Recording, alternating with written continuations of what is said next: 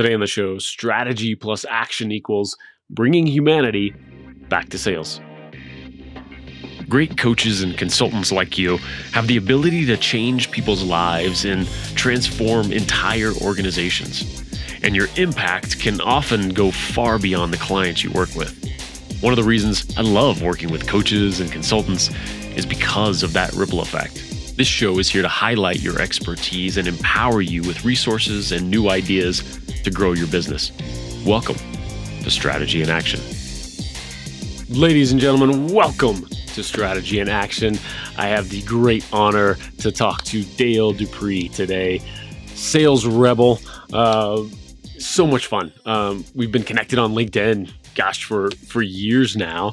And I really wanted to have him on the show to talk about this incredible way that he approaches sales, and he has for years, right? With his own copier business, and then transitioning to, training others with the sales rebellion that he's got going on how to really be a human being when it comes to sales. And I know that sounds like something that we should all just be doing. And Dale and I would both agree, but we also all know that that's not what's going on out there. The tactics and the scripts and the, call a million people and one will say yes approaches to things. Maybe they work at some kind of spreadsheet level. If you throw enough people and enough phone calls at something, that it becomes profitable. But at the end of the day, and what we really dig into a lot in this episode is, how do you build a business, whether you're a salesperson or you're selling your own services or you have salespeople? How do you grow that in a way that, you get to be happy along the way? And I think a lot of people confuse happiness with lack of work ethic or weakness, when you make that a priority. But it's really strong, and you're actually more likely to work your butt off when you're happy along the way and enjoying what the heck you're doing. And for Dale and I both, that happiness, that enjoyment, that fulfillment comes in connecting to others. And yes, making the sale, it's critical. It's why we're in business, why we do what we do, right? But not only is it better when you approach it in this more humanistic way, right?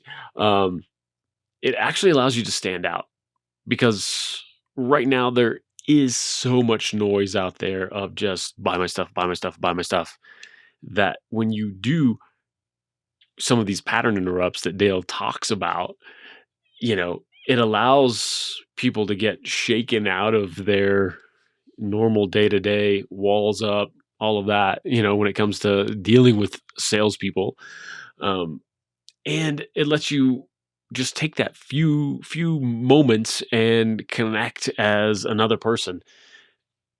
And that's what we're all looking for, right? In this is a way to break through that noise and show up and have a shot at showing our value to the other person and how you can, help them in their business in some way. So we dig into a lot of this and how people can approach it, and what Dale has built, and a couple of stories in there of some very unique ways that he breaks through that noise. It's all fantastic. So let's jump in. Welcome to Strategy in Action. Dale Dupree, the man, the myth, the legend. How are you, sir? What's up? How's it going? We were just, nobody got to hear this. We were just talking about how, I completely ghosted you when you invited me onto this. And so I just want to tell, for the record and for everybody listening, Jason's one of the coolest guys and the most forgiving people in the world. And I'm happy to be here, man. Thanks for having me on. Of course, man. You're a sales rebel. You're a busy man, content machine, sales machine. Oh my gosh. Just, you got a lot going on. So I appreciate you jumping in with us. My pleasure, man. I'm happy to be here. So I really wanted to have you on the show today because this concept that, I think you embody really is, being a human being when it comes to sales. I want to give people I want you to give them some background on the copier side of things, the sales rebellion side of things, for sure, just to give a little bit of geography for everybody. But one of the most outstanding aspects of what you talk about and preach, and most importantly do out there in your own business, is, be human. Realize that, hey, yeah, there's sales to be made, there's business to be done, but I'm going to be doing that with a person. And the best way for life, for humanity overall, is to go into that interaction as a person with a person. And that, and a lot of the creative aspects that you, on how you approach that, is just phenomenal. We'll get into some of those examples, but give folks a little bit of geography here on what you have going on in terms of business, and then really teaching sales and empowering folks that way. Actually, a topic particular to a conversation I was just having about 2 days ago, which was, yeah, it's really good to be authentic and be very human inside of your sales interactions for the sake of your customer. And I chimed in and was like, bro, for your sake too. Like, don't just think of it as like, oh, this person deserves for me to be authentic and human. Yeah, everybody deserves a genuine sense of who you are when you're interacting with them. But like, what I was trying to help them to understand was that person is not going to, they're not going to respond the same way to you. You're not going to grow and like hear their experiences and gain aptitude and knowledge through the things that they share with you if they don't, feel that you're being human. And that's for you to take away right in those moments. Like, when we don't do this because we want to sell more, that to me, like, that is the stupidest reason why to be more authentic and more human. The reason we do that is to be able to connect and grow with other individuals and create your impact. Because somebody said this to me once. They said, it was my grandfather. It was a long time ago. That he made this statement. I'm going to kind of like botch what he said, right, and sum it up in my own Dale way. But he said, the guy that, for example, like the guy that beats everybody up, right, his whole life, he's always getting into fights, and he thinks somehow that gives him like social status. Right, when he dies, how many people do you think say good when they hear about it? And how many people do you think actually like feel hurt in that moment and not like regret that he's gone, but like remorse over the fact that he is, because he or she made such a big impact on your life, right?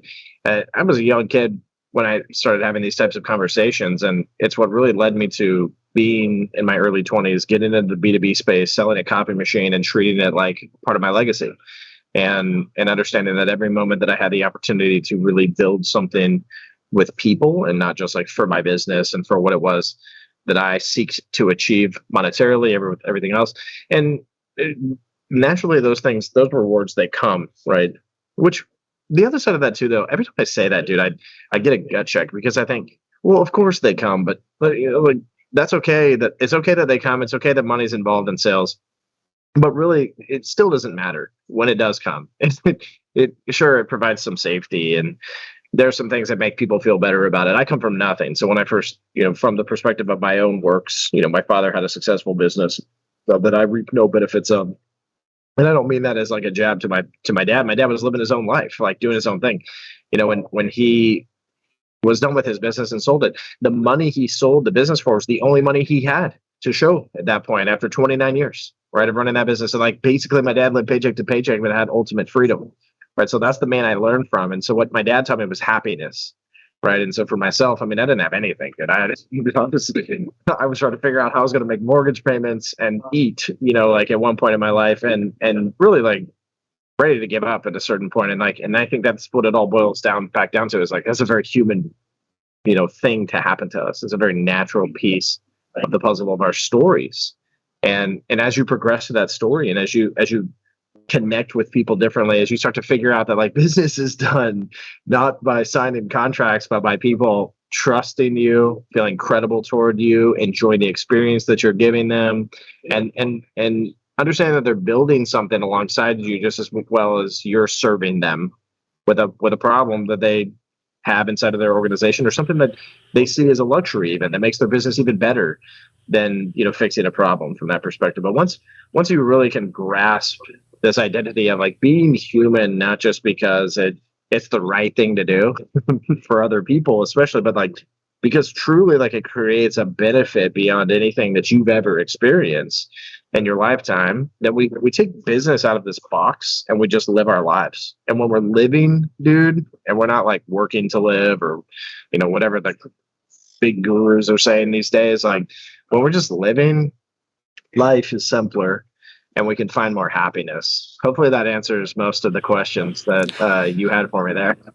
Yeah, no, it really is. And I think it's funny because there's two seemingly opposite ways to think about it. But the one is, yeah, like just have it be all messy, and it's fine that there's business and money to be made from this transaction. And I genuinely want to engage with this person, like find out what they've got going on. And yeah, there's going to be some sales to it, and it's all just messy and all in there. Great. Like, that doesn't make, that interaction less authentic, less real just because there's business. It's like what you talked about. Like, let's live our lives and go do that. The opposite kind of approach with it too, though, is also keeping it separate in the sense that you can go make sales, you can go make $1 million, you can go do a lot of things and be a crappy person and be like, it just exists. Like it does. So it's not the answer to go and doing that, but to your point, it is the answer to just enjoy your own life and be who you want to be and live in alignment with your own values. And then, you can do all the things that create all the wealth or not. Like, it's up to you, but it sure does make that journey a whole lot better, right? Yeah, amen to that, bro. I think the one thing that we forget is our ultimate happiness and pursuing that. Whether there's elements of like faith involved in that, whether there is elements of monetary success to some capacity, right? Like there can be a lot that goes along with it as well too, that you don't want to discount, and you don't want to say, oh, but I'm being human, so I'm not allowed to be about the money. Like, yes, you absolutely can. Like, in a very human way, there's no issue with that in my perspective and in my own experiences. It's when you start to think that somehow like money is going to fix things, right? There is no happiness at the end of that rainbow.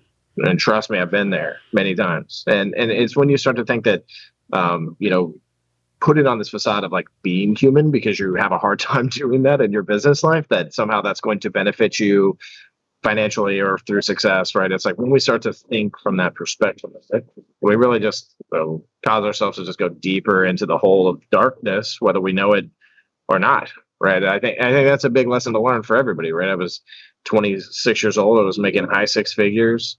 You would on the outside looking in, you'd be like, bro, Dale is so successful. He's crushing it. He's killing it. And meanwhile, I'm like literally suicidal at that point in my life.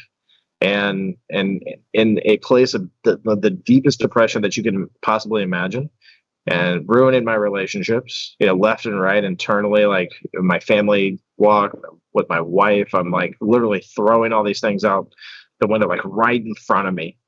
And it's all because I'm chasing this ultimate success, right? That everybody's told me that if I get to, like, I'll fix everything, right? This will fix all your problems, make you happy, right? And I caution people, even like listening to the advice that I give on this podcast today, like caution everybody. Like, I might say something that's not necessarily good for your walk.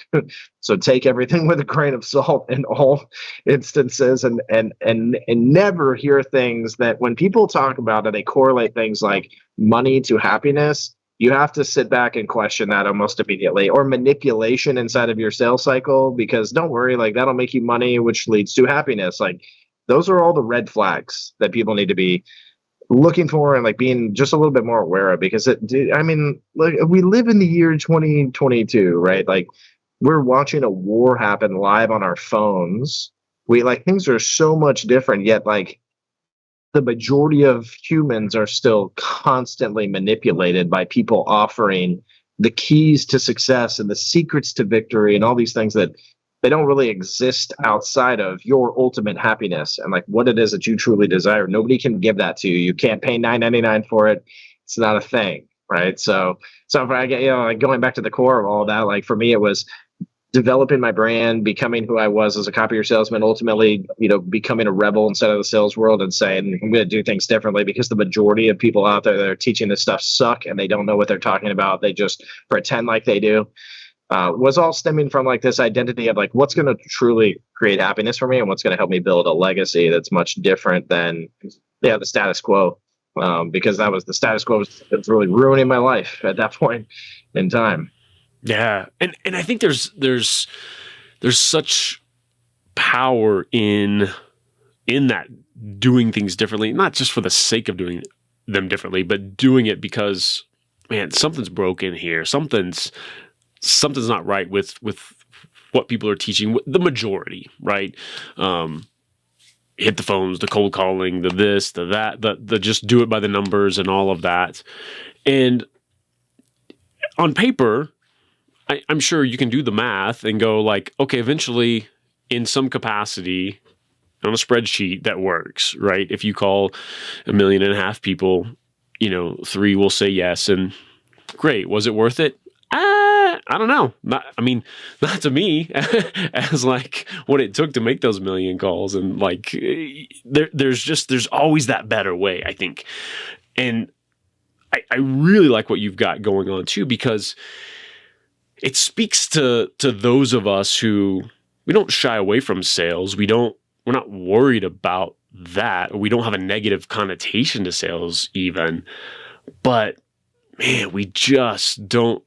It just doesn't resonate to go make those 400, cold calls to just bug the heck out of people.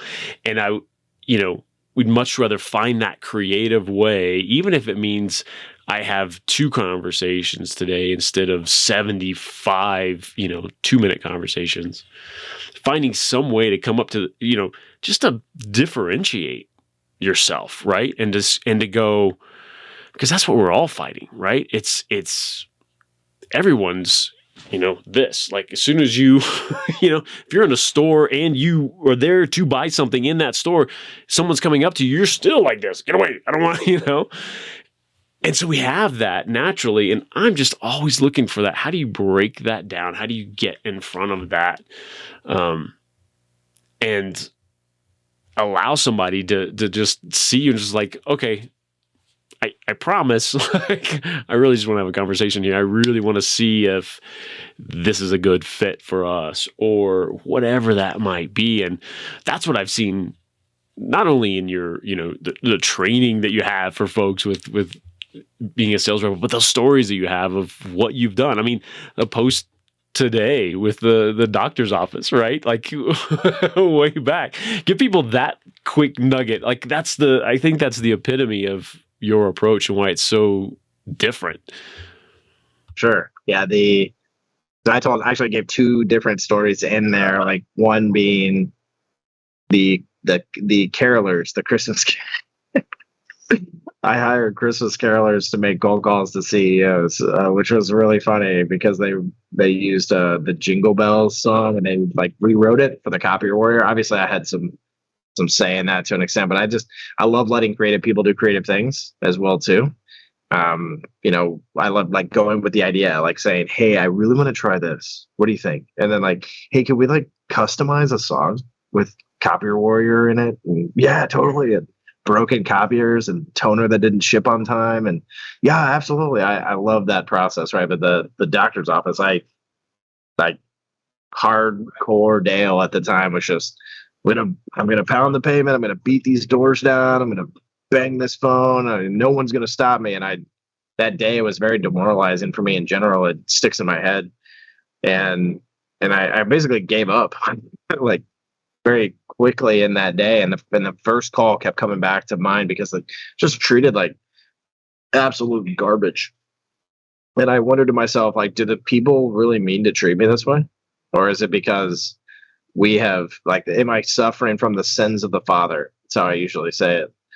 right? The people that came before me inside of sales and what they've done to people, and that, all the lying, manipulation, everything else, want nothing to do with me now, especially when I say copier, right? Because that's the sharkiest industry of them all, right? So if I sit though in my own thoughts and I really think about that, I think about not just like what they did to me, but like, hey, what if I was in their shoes, right? What if I had been through those experiences and this guy comes in, I have no idea who he is, right? What would that be like? And so several months later, I actually put a celebration together for those people, and custom made a whole bunch of balloons, and it was like celebration, like hardcore anniversary or birthday party, or like somebody's retiring. I mean, like cake, the whole 9 yards. And basically I had a note along with everything that was like, hey, I wanted us to celebrate that you're never going to get cold called from me again. But instead that I'm going to give you the proper experiences. I'm going to connect with you. I'm going to build trust and credibility. And at the end of the day, if I don't sell you something, that's okay. That's totally fine. You owe me nothing for all of this, but you deserve every moment of it. Just like, again, like going back to that whole thing of like, why do we do this? We do this just for ourselves, just as much as we do it for other people, right? Because I also deserve to be treated that way as a human being. So, practice what you preach, and like give people what it is that you desire in return. And they became my customer. Like those people, actually, I could give you the number to the reception or the administrator and the doctor, and they absolutely would talk. I mean, sometimes actually it's funny. Sometimes that the bookkeeper that's still there, she'll email me and ask me if I can get her a quote for new machines. And after a reminder, I'm 3 years in now. This has happened like 2 times, right? After a reminder, like I don't sell copiers anymore. I do sales, I do sales training now. But every time I also say, but I'm happy to give you a referral. And it's funny because I've now referred to the same company twice. She's bought from them both times. But pretty funny, right? That like even though she's using this other organization, she still comes back to those experiences and the things that she latched to in those moments that I purposefully built. That was an intentional moment, right? That wasn't like, let's just do this. Right. And when she thinks copier, still she thinks Dale, right? She like it's not. Yeah, if she sat down with the paper and like, oh, that's right. Or like, but no, still to this day, and that's what we all want, right? Like to decide what we want to be known for, right? And in that positive way, have that association, man, that's everything in business, right? Yeah, I totally agree. It's all about reputation building. It's about fellowship within the community. Like, bro, if tomorrow, we took economics out of everything, hey, you don't have to work for money anymore. Everything's free, right? What would we all do? Right. I ask myself that question all the time because I always want to reconnect with the things that matter, because I feel like a lot of the time we make work this thing that we perceive as important because it does things like pay the bills, but really it's not like what we were meant to do as humans. Like what we were meant to do as humans is like love doing something like work, right? What we were meant to do as humans is be like, I really enjoy making glass out of fire, right? Like that's cool. Like that's how I've always looked at trade and work in general. And in my head is like, well, if everything stopped tomorrow, like what would you do? I think most people cannot answer that question, right? Right. Like if you had to sit down and have a conversation with somebody every single day, what would that look like? Oh God, I have to talk to people. I can't just scroll through my Instagram, right? Like there's that whole disconnect that I just think people need to get back to reality and on those topics and subjects, and really understand that what it's all about in the end is what we create and build through our communities, how they impact our lives, not just our work. Yeah. And I know I understand that there's different personality types and different levels of comfort when it comes to all that. And I try to make sure I'm looking through the right lens, because for me, that's talking to somebody every day, that's heaven, right? Like that's where I get my energy, is connecting with somebody, whether it's a friend of 25 years or somebody I just met. Like that's energy, right? Like that's fun. But I understand that not everyone's like that. And so when conversations like this, or if I'm trying to teach somebody to, how to connect, with other folks, there's certain things that, well, like it or not, it's a skill and the skill set that you need to have, right? And I think when you're talking about the economy, scenario there, I think it brings us back to what I think is great about the internet and social media and all of that is we actually have the opportunity to go back in time to that dynamic of that small town. The person you're talking to, you're going to go make a sale because it's Joe from down the street and they know you for this thing, just like we're talking about, because the intent, I'm sure it's all, rose-colored glasses, like looking at the past, right? But there's still that, it was the only way to do it, though. Back then, is word of mouth, knowing that person personally, having that, route that you could go and touch and have a conversation with. And now we can do that at scale. And I mean that in the most positive way possible. You can still do that one-on-one, have that human dynamic at scale. It's such a just bigger level now. The opportunity is amazing. And I love that that's what you're doing, with folks is you keep slapping them in the face and taking their head and going, nope, nope, think about this. I know it's hard, but like, what's the human approach here? How would you like to be on the receiving end of that and finding those creative ways?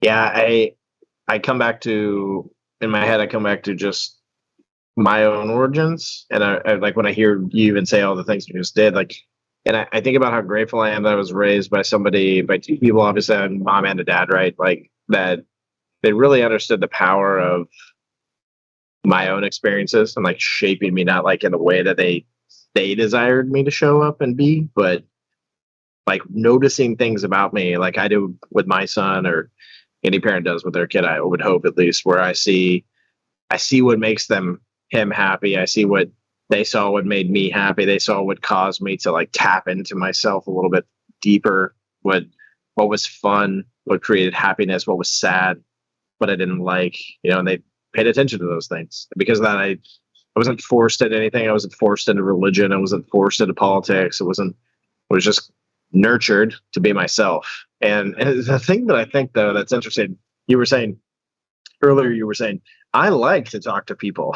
So you're like, when you say, oh, you got to talk to people all day, that's like match made in heaven right there. Like, I think we all uniquely have that same type of attribute, right? Not necessarily, I don't mean like we all can talk, but it's the social interaction, right? We can have it with ourselves. We can have it with nature. We can have it with a moment, right? It just goes a lot deeper than just conversing with people, right? Community is much bigger than just the doctor down the street or the accountant around the corner. And sometimes it feels like that's what life is and that's what community is. But really, like community is, right? It's like the waterfall that nobody knows about, in your neighbor's backyard that, like if you get him drunk enough, he takes you to, right? And it's not even about the neighbor in that moment, right? It's about like this hidden thing that was created, right? Like, whether you believe in a perfect design of Earth or that it's all just happenstance, like, holy crap,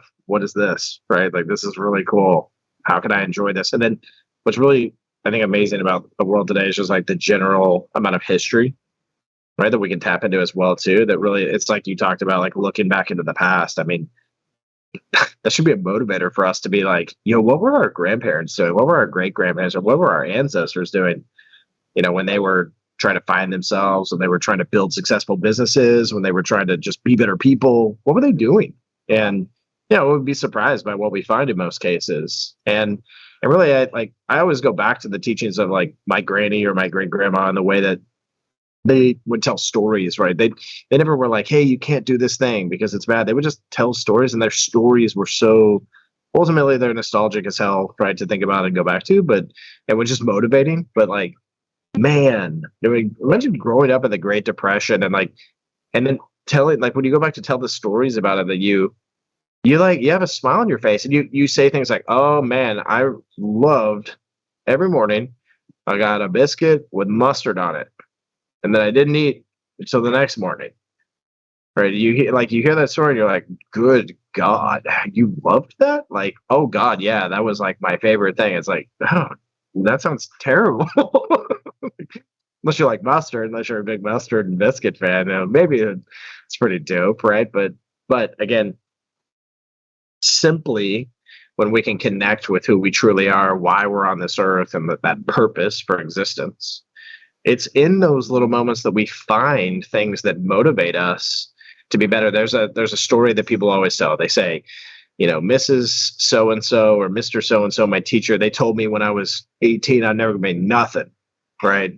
I was never gonna be nothing. And so I'm telling you right now, as the 21-year-old that just graduated from college, I got my degree and I'm gonna go out there. I'm gonna make a ton of money. I'm gonna go back to that classroom. I'm gonna pull up in my Lamborghini and I'm gonna be like, look at me now. And I always think to myself, although I can empathize with that to an extent, because I've had people like that in my life. I think we all have.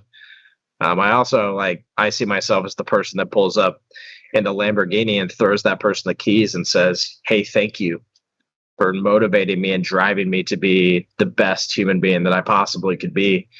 Right. And so I go back to those stories of we would look at it as bad in a moment that sucked. And really, if you have that glass half full mentality, I know it's cliche to an extent, but if you spin things positively and understand that failure is so necessary to your success, you could humanize those moments and they'd be less of this experience that you hated and sucked and more of this learning lesson that you can now go and teach other people through your actions, through your wisdom, and through your overall success. Oh yeah. And it's so tough, especially as a parent, right?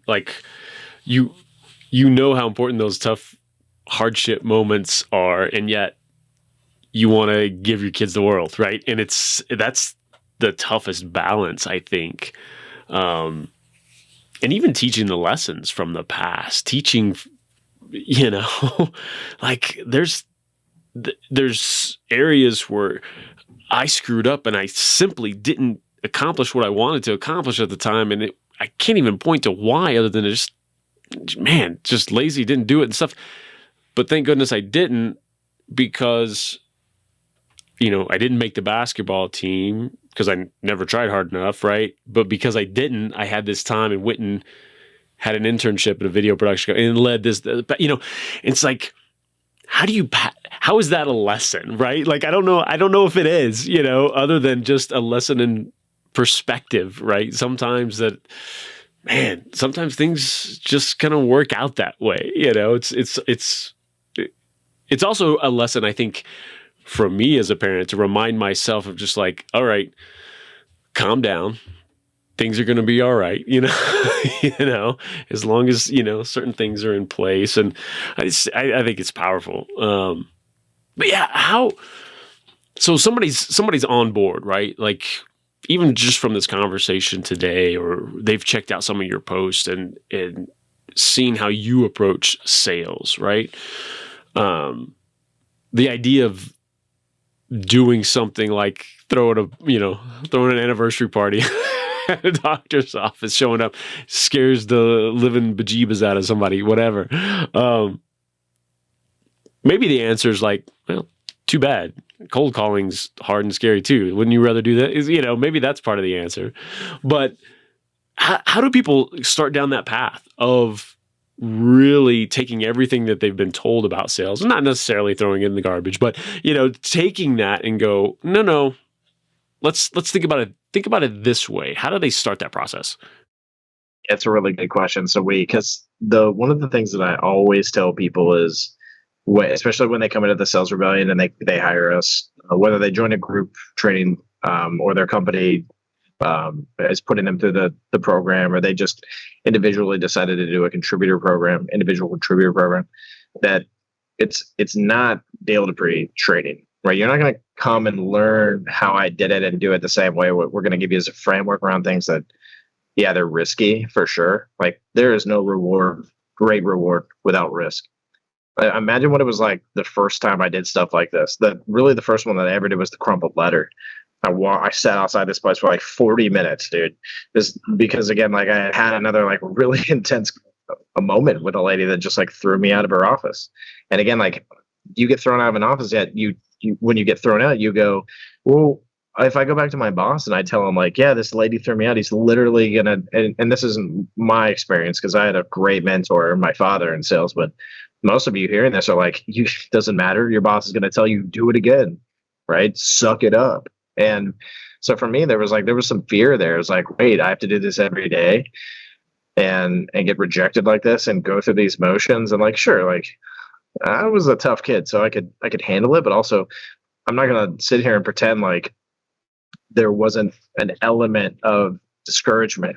And then there wasn't an element of like, what am I doing with my life? I was just touring the world in a band on stage every night. And like all of a sudden here I am selling copy machines. Like because I wanted a family and I wanted like, what am I thinking? Right. There was moments like that. And really what it came down to was, well, what are you willing to risk? If truly this is what you think it could be for yourself, what are you willing to risk? And that's what every single person we hope would ask themselves before they come into our programs, no matter what. Because even though I'm not going to show you necessarily, I might tell you the stories, right? And in our curriculum, you might hear some crazy stuff. I'm not going to show you though how to like literally throw a flash mob cold call for your prospects, because I've done that too, right? Or send cardboard cutouts of yourself or exploding copy machines. Like I've done it all, dude. But I am gonna ask somebody point blank, like, will you take a risk with me? And will you crumple up a piece of paper and deliver it to a prospect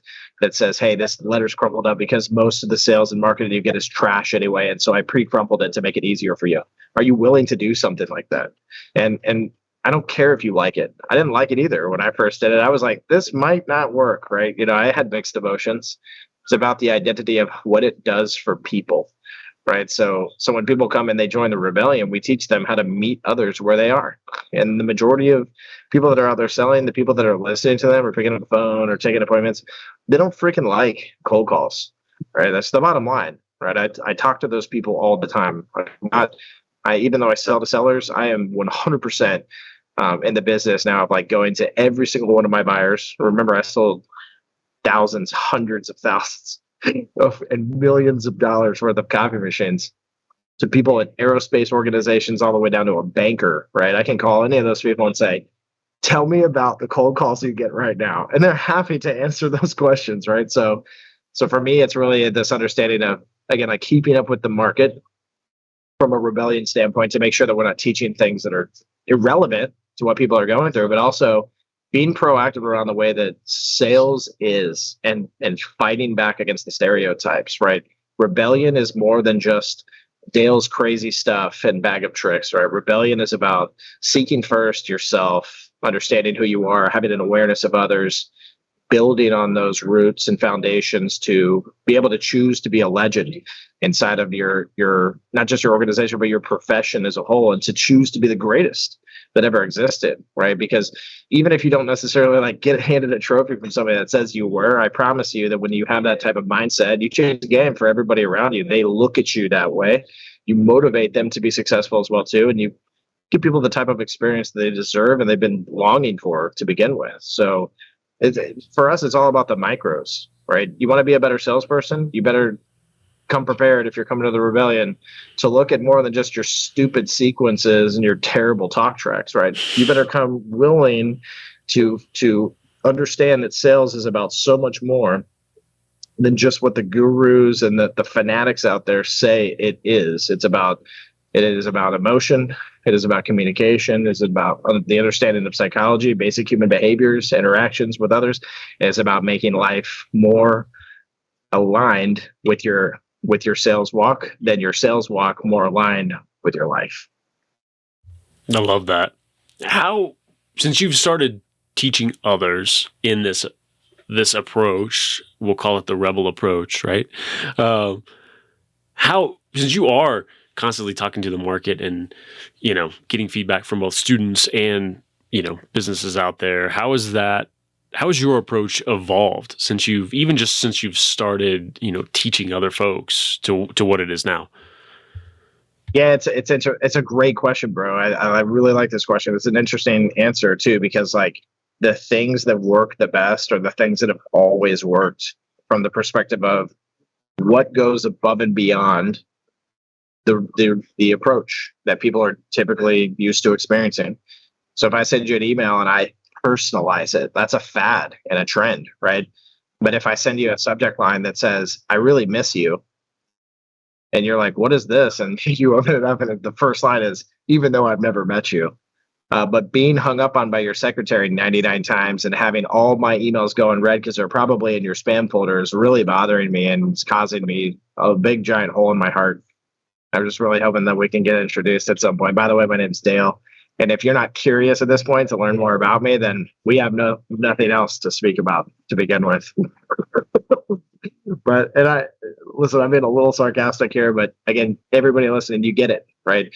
People are sick and tired of the moves, the plays, the minutia, right? What works is the old school concept of interacting with somebody in a way that like you met your best friend when you were on the playground, right? Like maybe there was a little tension when you first met them. They were like doing something you wish you could do, right? Or they were a little cooler than you. But when you finally were like okay enough to say, hey, my name's Dale, and they were like, what's up? I'm Jason. It was like love at first sight. and you've been attached to the hip ever since.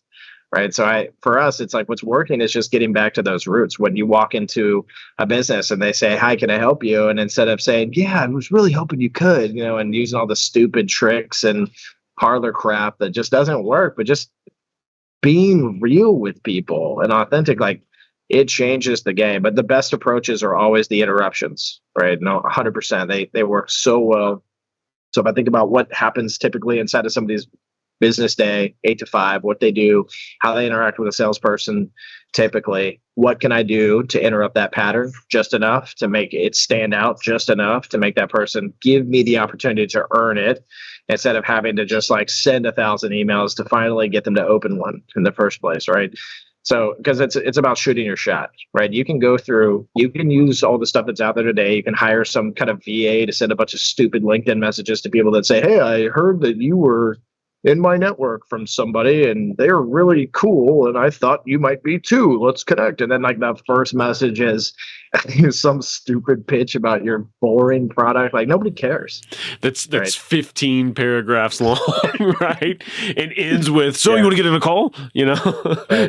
Right, exactly. And it's got like everything is tied back to like something selfish, right? From the perspective of the person that's reading it. It's like, oh, you want me to do all these things. That's all I hear. Right. You're telling me, do you have a problem? You're asking me, do you have a problem with this? And then telling me that I do right after that. Right. Instead of like letting me respond or like letting me give my 2 cents or so I really think that the approaches that are working the best for us and what we're doing is like literally just like going back to the things that count and that matter. Like, especially when somebody says, yo, I'm not interested. I don't want to talk to you. And even if we use like one of our techniques, because listen, we're not like some kind of silver bullet all of a sudden, right? My favorite thing is to like write that person a handwritten note on a card that we had like specifically designed for the rebellion to like give somebody an interaction and an experience. I don't know if any of this will come on video, but imagine a guy like traversing Tron, with a backwards hat on, sends you a letter that they can literally write something personalized to you and say, hey, I just want to thank you for the consideration and for your time. And if you ever need anything, obviously I'm here, but I definitely don't expect to ever hear from you. So maybe I'll stop in every once in a while and like giving that ultimate communication of like, hey, I seek to earn your trust and credibility in this relationship more so than I expect you to just give it to me the first time I speak to you. Right. When we take that stance in general, it just completely changes the way that people interact back with us. I think that's like the number one thing, from my opinion. I know it's a mouthful, earful, really, but getting back to those basics of just understanding how people want to be communicated to, and what, from a traditional standpoint, people can align with. Right? Not like, and I'm not talking about morals and ethics even. I'm just talking about grit, hard work, perseverance, provided experiences instead of performing pitches. Right? I mean, those are the original ways to sell. Right? Without the snake oil, obviously, I would say, but right, because that's what it was back in the day for sure. Sure. But having that, just more of that foundation of moral integrity inside of the way that you're doing these things as well too, and not because it's going to get you anywhere further, everybody listening, but because like people deserve those moments, and it makes you a better human through the process. Yeah, and I've gotten into this subject a couple of times with guests too, around first it's the intent, and it's shifting that intent like you're talking about, right? Like, let's put everything else aside, and how would this other person want to interact? And heck, again, how would you want to interact with somebody? So let's start there. But just like things that they can come and learn, with your group, with your courses and things like that, there's a skill set to, now I've got this intent. How do I interrupt someone's pattern so I actually get to have that conversation? How do I stand in front of them and speak and listen? Like, all of those things that as soon as you start going down that road, some people are just like, oh, as soon as you do that, you're not authentic, or you're not, all of this.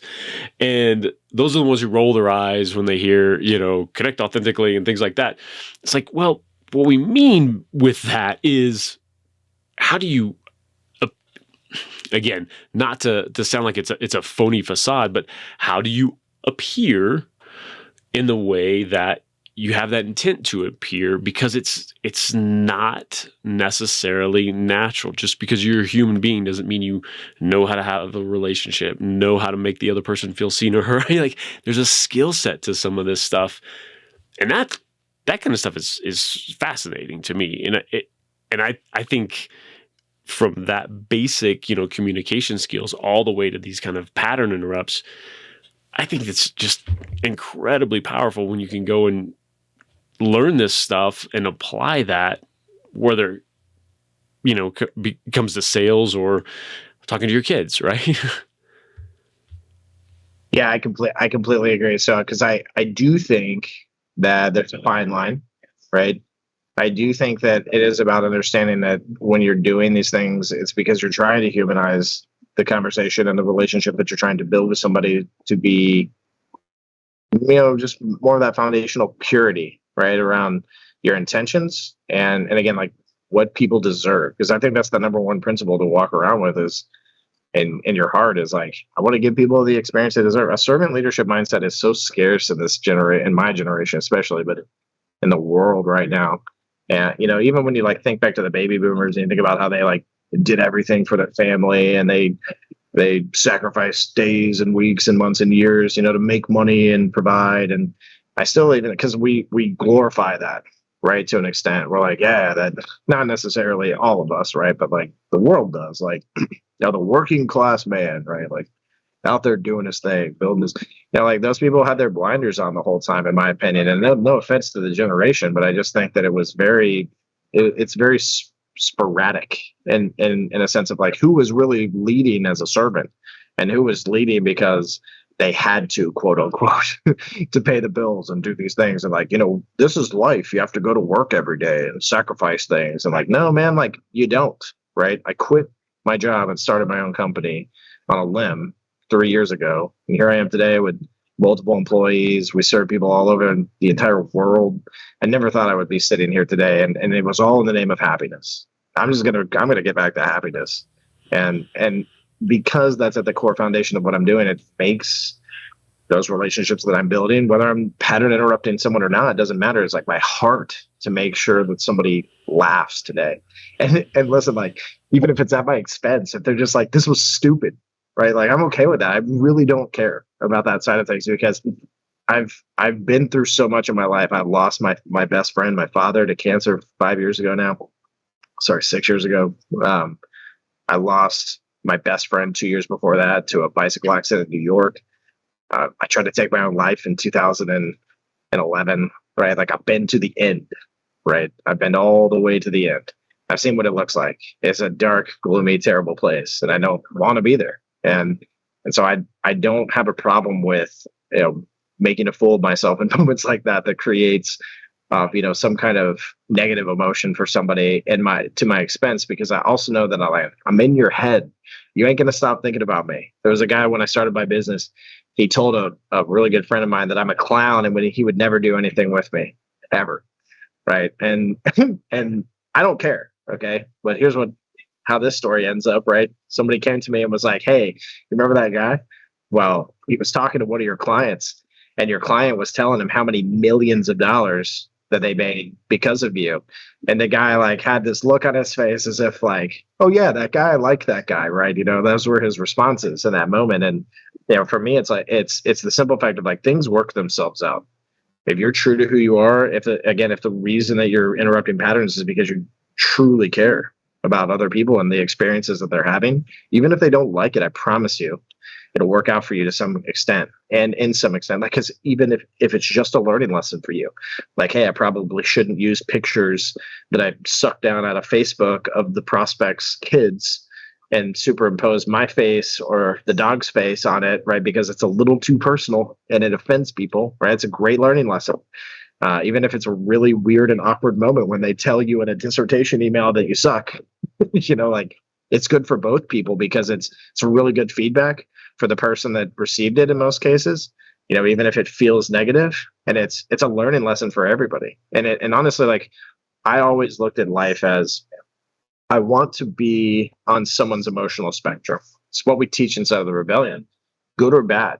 I want to be there because if not, I'm indifferent, and indifference is the enemy of salespeople. If I'm indifferent, then I'm just part of the pack in the first place. And like, how does that really truly set me apart and like achieve the goals that I want to achieve to begin with? Like, there is nobody out there that is indifferent that is winning at life, period. Like in their relationship with their spouse and their relationship with themselves and their business walk, like indifference is the enemy of people in most cases, right? That's really the bigger picture perspective of it. So, you know, I don't care if somebody tells me to blow off because of a marketing piece that they didn't like. I like in that moment, I always told myself, especially when I sold copiers, it happened a lot more back then. It barely happens these days because I'm selling to salespeople. They can't get offended that easily, right? But I would always tell myself, this is okay. Just remember that what you did, like that they didn't like, but also remember that they're not going to forget you anytime soon. They said that even in their email.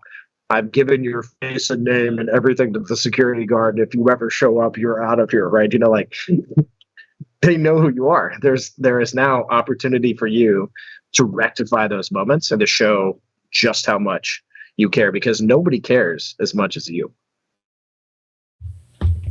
Love it. Love it. Love it. Love it. Oh, that's fantastic, man. I'm sure people say this a lot, but to just be a little fly on the wall of Dale's sales calls over the years would be a phenomenal experience. So, new shows coming out, right? Yeah, we got a new podcast coming up. We retired Selling Local. If anybody wants to check it out, though, it's still out there. 136 episodes, I think. And it's fantastic. Shout out to Chris Watson there. Watts, the man, the myth, the storytelling legend. But yeah, new show. Describe the new show. So we're coming up with a new podcast. It's called Sales the Rebel Way. And it basically like breaks down our whole entire process, like from a micro standpoint. So their episodes are a couple minutes long. They're very topical. So salespeople constantly come to me and say things like, hey, Dale, love your content. Can you help me with this one thing? Right. I'm having trouble with, disconnecting from the outcomes. I'm getting this objection a whole lot. I'm sending emails, but I'm running into problems. So we basically are taking, over the last 3 years, especially just all the data, compiling all the data from people that they care about and making an entire podcast. It's basically allowing people to run their own miniature rebellion if they listen to it, right? Without ever getting coaching, you can see into our ecosystem and understand what it is that we're about and what we're doing. And occasionally you'll see a rebel guest on there as well too. But I'm really toying with this idea actually because I haven't fully immersed myself into the guest side yet. We're going to do that part live as we're releasing episodes. But I'm thinking in my head, and I'm saying this out loud because I know someone will hear it and be like, write me a message and be like, do that, right? Or don't. But I'm thinking in my head, it would be really cool to just kind of have people on the show that have their own version of a rebellion and aren't necessarily, the Gary V's of the world or somebody that's like way up there that everybody wants to listen to. That gets you a lot of plays on your podcast for sure, because I've had plenty of very famous guests, quote unquote famous guests on my podcast. But the thought process for me is like, why don't we give a voice to the voiceless? Like rebels are the voiceless in most cases because they do things so non-traditional and they do things so against the grain and outside of the approval of the status quo that a lot of times it gets drowned out because the boss doesn't want you to hear what this person did because it takes away from their own success or the way that the company wants it done or whatever else, right? So to me, like the podcast, the reason that we're doing the podcast in the first place is this identity of like we want normal, everyday, average rebels to come out and to connect with one another and to understand, hey, like to take my rebellion to another step and another level for myself as well too. What are some things that these guys and girls are talking about and doing in their sales walk? And I hope it brings immense value to people. I know it will to some for sure, but I hope it's something that just catches fire in regards to the way that we teach others and show others what it is that we know as professionals, right? Because we're so guarded, especially in this age of content, we can be so guarded with things that would technically be paid for by people in some cases, right? But I'm of the mindset that the more you give to people and the more you show behind that curtain, the more interested people will be in becoming a part of that inner circle and supporting what it is that you're doing. Because that's what we need. We don't need paid members. We need people that are fanatical about the rebellion just as much as they're helping us financially, right? Because that is what catches fire and that's what causes a complete wave of change across the world in the sales landscape. And that's what a rebellion is all about. Yeah, big time. I love that guest idea too, because there's so much to be learned from somebody who's just one or two steps ahead of you, right? There's so much more tangible, action steps plus that like, oh, I could do that tomorrow. Like that's huge. There's plenty of benefit from listening to Gary V's and the folks who've really up there and stuff. Plenty to learn there, but having those folks that are that close, then you go like, holy smokes. Okay, I got it. I'm doing that tomorrow. Yeah, that's really strong. So people want to learn more about the Sales Rebellion and just get in touch with you, help, shift this movement like you're talking about, make this movement. How do people get in touch? Really the best way to do it is just go to thesalesrebellion.com. New website launching, hopefully at the end of this month, probably start of May. It's going to blow your socks off, I promise. I put a lot of effort, energy, and just time and intentional time into it. Shout out to Rafa, our genius inside of the organization for all the visuals, the amazing content. It's great. I really think people are going to love what they see when this thing launches, even if they're not in sales. It's just like the perfect website, man. I'm totally giving myself some brownie points here, like for me, right? That's like probably not acceptable, but I'm going to do it anyway, right? I'm going to feed Dale just a little bit here, but salesrebellion.com is great place to start. If you like content, like daily content, linkedin.com/IM/copy the warrior. You can see daily content from me. Sometimes I post 2 times a day. Who knows if I'm feeling randy. Saturday posts are usually about the fam. Tune in, tune out. Doesn't matter to me. But if you like other social channels, I'm on every single one of them at Sales Rebellion. Pretty easy to find me.